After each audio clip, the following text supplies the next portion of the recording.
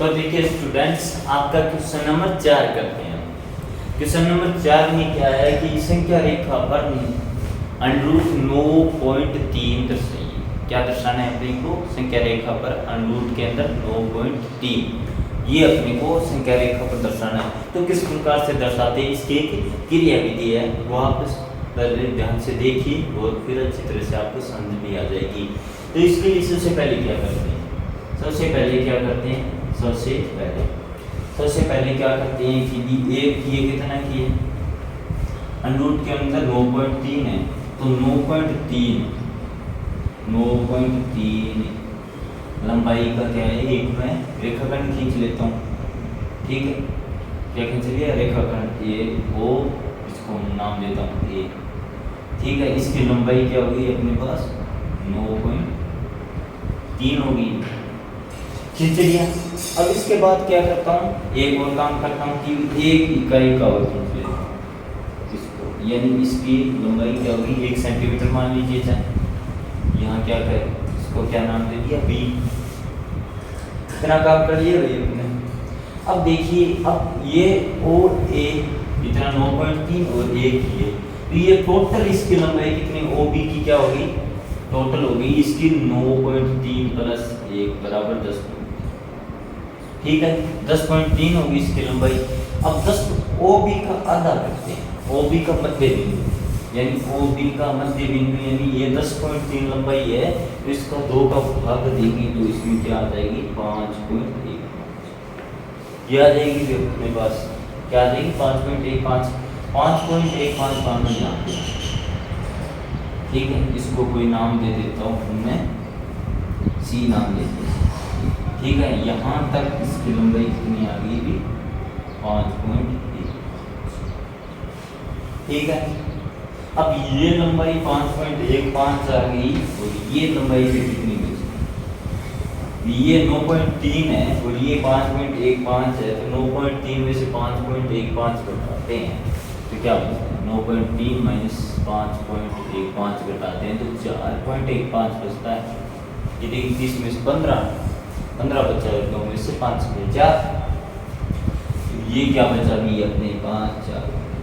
ये किया काम अपने, इतना ही काम किया। पहले तो ओ ए 9.3 सेंटीमीटर की खींची, फिर क्या है, एक इकाई का और खींच लिया आगे।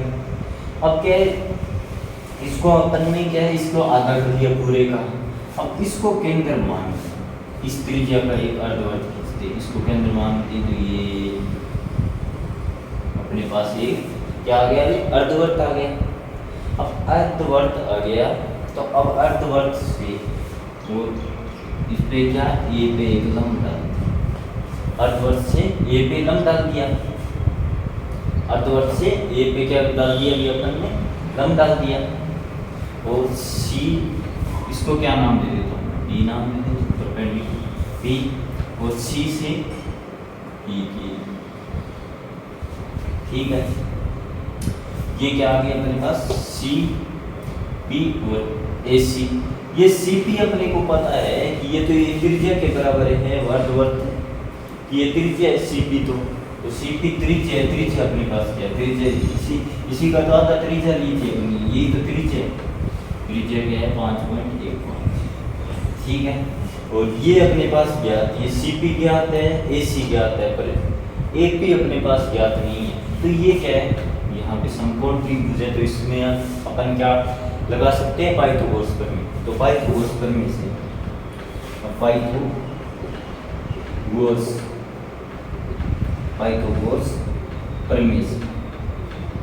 पाइथागोरस प्रमेय से क्या करेंगे जी? इसमें कर्ण कौन सा है? इसमें सी पी कर्ण है। सी पी कर्ण स्क्वायर बराबर आधार स्क्वायर, यानी A C square plus A P square, ये हो गया। ठीक है, आधार स्क्वायर प्लस लंब स्क्वायर, ये। अब सी पी क्या है अपने पास? सी पी है 5.15 उसकी स्क्वायर। अब ए सी क्या है? ए सी 4.15 की स्क्वायर प्लस ए पी हमको क्या है? ज्ञात करना है।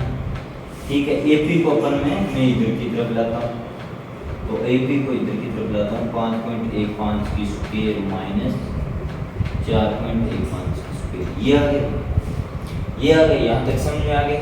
अब 5.15 की स्क्वायर करते हैं और 4.14, ये 5 की भी स्क्वायर करते हैं, तो 5.15 से गुना, 5.15 गुना 5.15 से गुना किया, 5 गुना 5 25 हासिल 2, 5 5 1 5 और 2 7 25, ये 25 आ गया, ठीक है।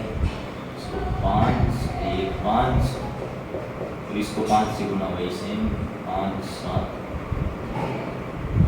ये क्या आ गया अभी, ये 12 11 12 12 2 14 15, ये क्या आ गया, ये 26.5225 आ गया।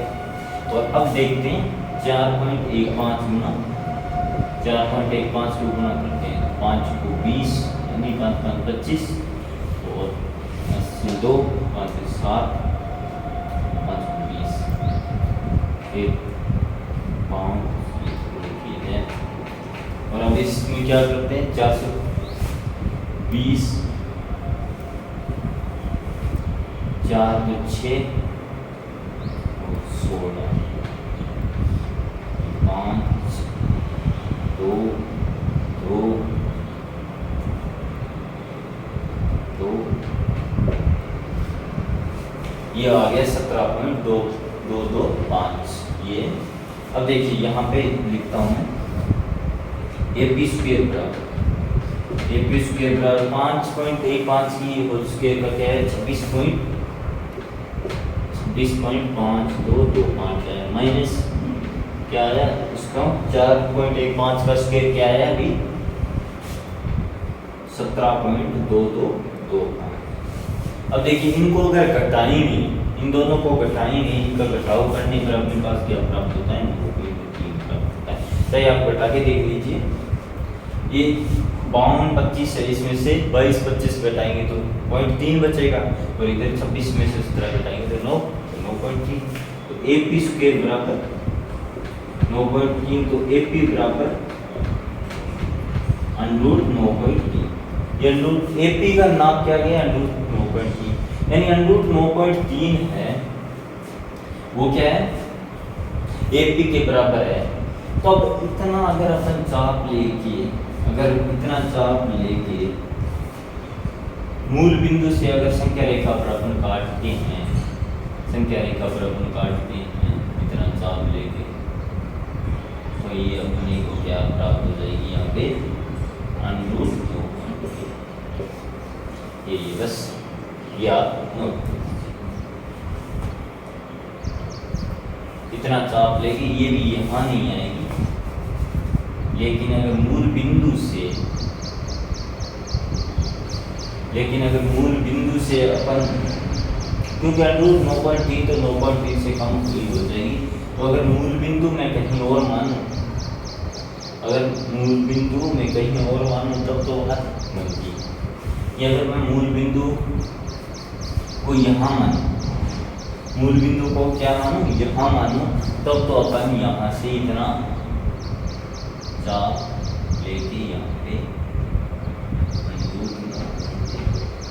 यानी मूल बिंदु आप यहाँ मत मान लीजिए, मूल बिंदु आप यहाँ मान लीजिए, यहाँ पे O का मतलब ओरिजिन नहीं होकर यहाँ मूल बिंदु यहाँ पे मानिए, यहाँ से 0 से स्टार्ट होती है, क्योंकि इधर भी अक्ष के दोनों ओर, ठीक है, ये आप नोट।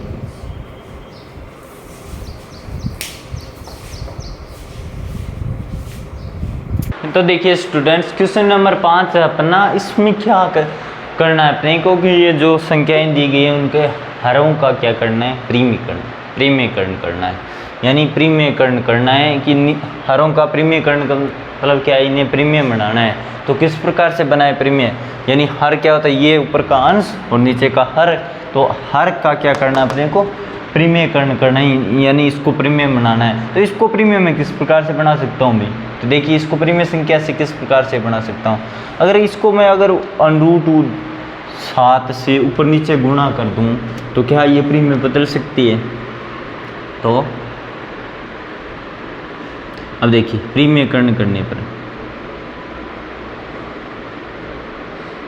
अंडूट 7/√7 से गुणा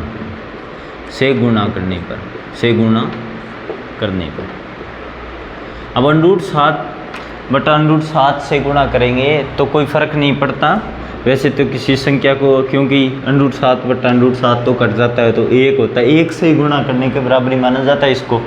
तो ये ऊपर नीचे एक सी संख्या से गुणा करते हैं तो कोई फ़र्क नहीं पड़ता। तो 1√7 गुणा √7 तो ऊपर तो √7 हो गया और नीचे क्या बच गया अभी 7 √7 गुणा √7 तो क्या हो गया 7 हो गया। अपने को हर कोई क्या है प्रीमिय बनाना था तो 7 क्या होगी प्रीमिय संख्या होगी तो हर का क्या होगा प्रीमीकरण हो गया। तो ये √7/7 ये हो गया अभी आपका हर का प्रीमीकरण। ये बहुत ही ईजी। अब देखिए इसमें तो एक सिंगल संख्या थी अंडरूट के अंदर, एक अप्रीमिय संख्या थी हर के अंदर, पर इसके अंदर तो प्लस माइनस में भी दो संख्याएं, दो अप्रीमिय संख्या, वो भी उनके बीच क्या है माइनस का निशान है। तो √7 माइनस √6 तो इसको कैसे करें। तो अगर इस प्रकार का कहीं भी जोड़ा आ जाए तो इनके बीच देखिए पहले निशान किसका है प्लस माइनस का है, तो इसी संख्या का ये निशान बदल के यहाँ माइनस का है तो प्लस का करके ऊपर नीचे गुणा कर दीजिए। तो किस प्रकार से अब इसका प्रीमीकरण किस प्रकार से √7 प्लस √6 और √7 प्लस √6। अब क्योंकि ये तो कट जाता है, इसका वैसे तो गुणा करने से फर्क नहीं पड़ता पर प्रीमीकरण जरूर हो जाता है कि आप कहोगे सर ये ऐसे कैसे कर दिया आपने गुणा। तो इसका देखिए √7/6 √7/6 इसको अगर काट देंगे तो ये तो एक ही के बराबर है वैसे तो देखिए अब √7 माइनस √6 और √7 प्लस 6 ये है। तो इसको देखिए √7 प्लस √6 ऊपर तो ये और नीचे देखिए √7 माइनस √6 गुणा √7। अब देखिए ये आपने कहीं देखा है कि √7 माइनस √6 √7 प्लस √6 ये क्या कोई प्रीमिय संख्या नहीं, कोई सर्वसमीका बन रही है क्या। अब मैंने आपको 2-3 क्वेश्चन पहले बताया था, शायद क्वेश्चन नंबर 2 में ये आपको बताया था कि a प्लस बी गुणा a माइनस बी बराबर क्या होता है a² माइनस b²। अब देखो a plus B a minus B हो गया, अगर गुणा में तो उसका a² माइनस b²। अब देखो अंडरूट का स्क्वायर करते ही मौज बन जाती है, अपनी मौज हो जाती है कि वो अंडरूट हट जाता है तो वो प्रीमिय बन जाती है। अंडरूट का ही तो सारा चक्कर है। अब देखिए यहाँ देखिए √7 प्लस √6 और नीचे क्या हो जाएगा √7 की स्क्वायर माइनस √6 का स्क्वायर। ठीक है। अब देखिए यहाँ 7 का स्क्वायर हो गया 7, √7 का स्क्वायर 7 और √6 का स्क्वायर 6, तो ये क्या हो गया √7 प्लस √6 और नीचे 1, यानी हर में एक बचा है, एक प्रीमिय संख्या, ये नहीं ये प्रीमीकरण हो गया। ये यहाँ तक ये प्रीमीकरण है। अब देखिए वहाँ पे तो क्या था, अब देखिए हर में एक √5 प्लस √2 यानी दो अप्रीमिय संख्याओं के बीच प्लस का निशान लगा है। तो मैंने क्या कहा था कि ऐसा कुछ बना हुआ हो तो उनके बीच देखिए निशान क्या है, निशान प्रीमिय एक प्लस का है तो क्या करिए माइनस का से गुणा कीजिए। अब इनके बीच का निशान बदल दीजिए, ये कर लीजिए, इनको गुणा कर दिए। अब ये गुणा करते ही अपने पास क्या बन जाएगा √5 माइनस √2 और यहाँ क्या हो जाएगा √5 प्लस √2 गुणा √5 माइनस √2। ये वही बन गया a प्लस बी गुणा a minus B a² minus b²। तो ये क्या हो गया अभी √5 माइनस √2 ये √5 का स्क्वायर माइनस √2 का स्क्वायर और यहाँ क्या √5 माइनस √2/5 माइनस 2। ये क्या हो गया पीछे 3 आ गई, यानी हर में क्या आ गया प्रीमेय आ गई, यानी 3 संख्या आ गई, संख्या 3 आ गई, तो क्या हो गया, प्रीमीकरण हो गया, प्रीमेय बन गई भई, यही तो करना है। अब देखिए मैंने बताया क्या है कि अनरूट नीचे अगर प्रीमेय दो अप्रीमेय संख्याओं के बीच प्लस का निशान है तो निशान बदल दीजिए, माइनस का करके उनको ऊपर नीचे गुणा कीजिए। अगर यहाँ एक प्रीमेय और एक अप्रीमेय है तो भी यही करना है। अगर दो अप्रीमेय संख्याओं के बीच अगर प्लस का निशान है तो माइनस का करके ऊपर नीचे गुणा कर दीजिए, अगर माइनस का है तो प्लस का करके ऊपर नीचे गुणा कर दीजिए। अगर उन संख्याओं में एक प्रीमेय है और एक अप्रीमेय है तो भी यही करना है, उनके बीच निशान देखिए किसका, प्लस का है तो उनके बीच माइनस का करके ऊपर नीचे गुणा कर दीजिए। अभी इसी प्रकार एक यहाँ पे अप्रीमेय संख्या है √7, एक अप्रीमेय और -2 है, एक प्रीमेय संख्या है, तो अब इनके बीच क्या निशान क्या है, माइनस का, तो क्या है, प्लस का करो, निशान क्या करो भी, प्लस का करो और गुणा कर दो। अब देखिए, अब गुणा करते हैं, √7 + 2, ये √7 -2 गुणा √7 + 2, ठीक है, ये हो गया। अब देखिए √7 + 2, अब a - b गुणा a + b आ गए, वही सर्वसमी का है, तो उसी का क्या करते हैं, √7 का स्क्वायर करते हैं, -4 का स्क्वायर, 2 का स्क्वायर सॉरी, √7 + 2, ये क्या गया, 7 - 4 हो गया, तो √7 + 2/3, ये हर का क्या होगा, हर का प्रीमीकरण हो गया। ये देखिए आपकी प्रश्नावली 1.5 पूरी होती है। अब ये क्वेश्चन आप नोट कर लीजिए, इसके बाद करते हैं प्रश्नावली आपकी 1.6, ठीक है। ये आप अच्छी तरह से आपको समझ में आ गया, कुछ नहीं, हर का प्रीमेय करना है, हर को प्रीमेय बनाना है किसी प्रकार से, वही है पीजी सा।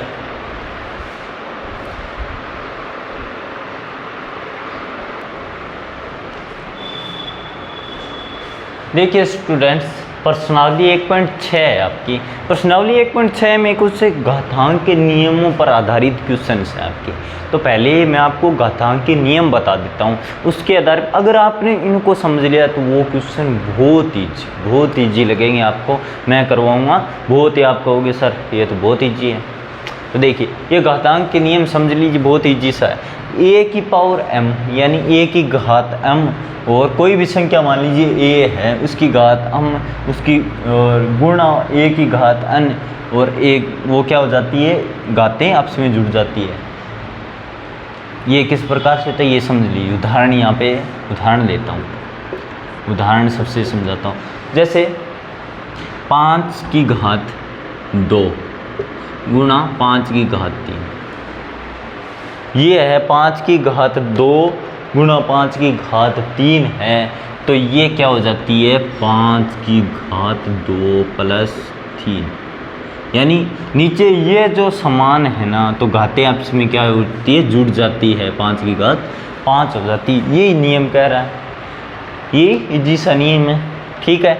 और इसके बाद देखिए ये दूसरा उदाहरण क्या कह रहा है, इसका उदाहरण लेके समझाता हूँ कि a⁻m यानी a की घात m है और उस सारे की घात n है, तो ये a की घात m गुणा n हो जाती है। जैसे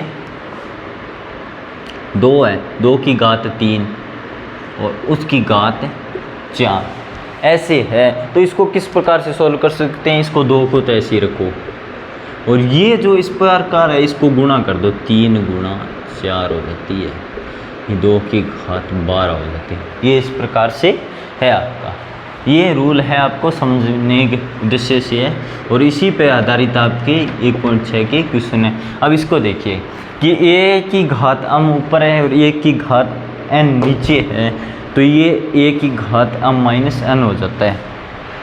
देखिए जैसे 7 की घात 4 ऊपर है और 7 की घात 2 नीचे, ठीक है। तो इस प्रकार किस प्रकार लिख सकते हैं इसको, 7 की घात, ये 7 की घात क्या लिख सकते हैं इसको, 4 - 2, इस प्रकार से लिखेंगे 7 की घात 2, ये 7 की घात 2 हो जाता है। और ये देखिए इसमें देखिए इसमें उदाहरण ये है कि 2 की घात 4 है और 3 की घात भी क्या है 4 है। तो अपन इस घात समान है। अब देखिए आधार अलग अलग है, 2 और 3 अलग अलग है, ए का मान अलग अलग है और घात समान है, तो क्या होगी 2 गुणा 3 तो ये हो जाएगी और इसकी घात क्या हो जाएगी 4 हो जाएगी, ये हो जाएगी 6 की घात 4। ये लीजिए ये नियम है, ये आपको थोड़ा सा ध्यान में रखने हैं। और उसके बाद ये अगर आप ध्यान में रख लोगे तो आपको 1.6 प्रश्नावली बहुत ईजी लगेगी, बहुत ही आपको सर इसमें तो कुछ भी नहीं है, बस थोड़ा समझने का। फिर देखिए आपका यही, और नेक्स्ट लेक्चर में देखते हैं आपके आगे के क्वेश्चन 1.6 के। ठीक है, धन्यवाद।